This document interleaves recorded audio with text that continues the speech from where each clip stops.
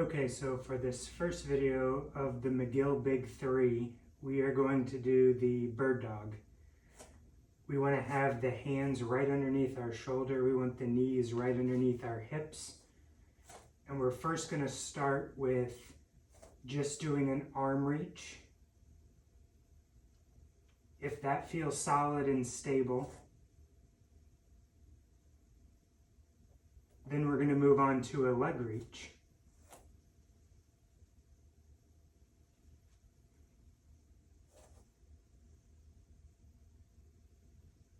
Once we're comfortable with that, then we're going to do opposite. So we're going to go right arm, left leg.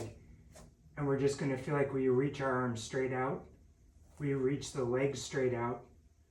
And now we're trying to just maintain this nice flat position. We don't want to arch and go up into this sway back position. So once again, we're going to do an arm reach, a leg reach. We're going to hold for 10 seconds. And then we're going to repeat 3 on each side. Okay, so for the second video of the McGill Big 3, we're going to do the side bridge. So we want the shoulder right above our elbow. We don't want to be jammed up here, so we want to just feel like we're nice and tall. If you have shoulder trouble, you can take your opposite arm and you can actually grab and support the shoulder. We want a little bit of a knee bend here, and we want the heels kind of in line with our spine. So from here, I like to just put my hand on my hip, but from here, we're going to basically go up and forward. And now we're trying to create a straight line from our knee, our hip, our shoulder, and our ear. We're going to hold this position. You want to maintain your height. Hold for 10 seconds. Then you can relax. And we would again repeat 3 on each side before we go to the next exercise. Okay, so for the third video of the McGill Big 3, we are going to have one knee bent, one leg straight, and we can alternate just to kind of change it up a little bit, but this is how we're going to start. We're going to take our hands and we're going to put them underneath the low back. We want to use the hands as kind of a guide where we don't want to arch the low back, and then we don't want the back to be kind of squishing into the floor. We want just the natural curve.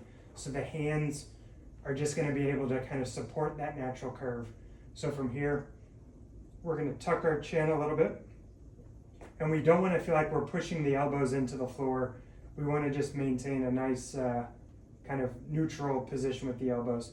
So from here, all we're going to do is barely start to lift the head off the table or off the floor.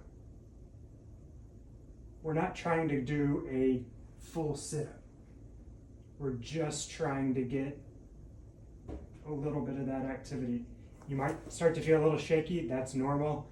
If you need to make it harder or want to make it harder, you can lift the elbows as you do the crunch, and you want to stay nice and tall with the spine.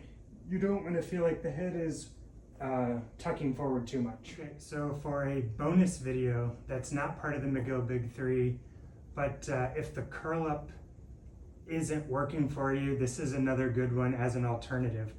So we want to get really close to a wall, maybe an inch or pretty much right up against the wall. We are going to put our hands up against the wall, and we want about a 90-degree angle with the hands, and we want to use a flat palm up against the wall.